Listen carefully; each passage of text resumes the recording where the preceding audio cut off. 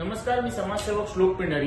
आजचा विषय असा आहे की अनधिकृत बांधकाम आणि त्याला वाचवण्यासाठी धडपड करणारे माजी नगरसेवक। विषय असा आहे की 41 बिल्डिंग बांधताना सुद्धा तेच घडलेलं की माजी नगरसेवकांनी 41 बिल्डिंग हा जो नवीन मुद्दा आचवल्याचा, या 41 बिल्डिंगला पाठिंबा दिला आणि त्यामुळे आज 10,000 ते 15,000 परिवार हे बेघर झाले।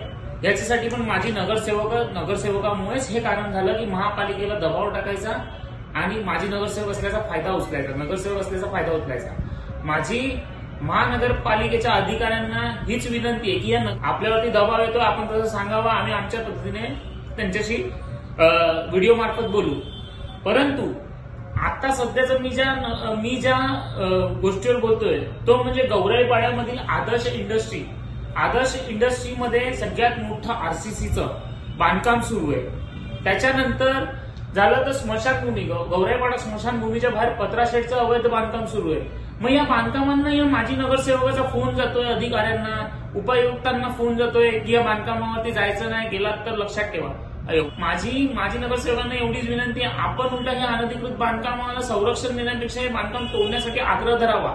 तेव्हाच कुठेतरी महापालिकेत आणि आपल्या वसई विरारमध्ये लोक बेघर होण्यापासून वाचतील। माझी नगरसेवक सगळ्यांनाच विनंती आहे की लवकरात लवकर आपण महापालिकेला पत्र द्या आणि हे जे अनधिकृत बांधकाम सुरू आहेत वसई विरारमध्ये याच्यावरती कारवाईसाठी मागणी करा।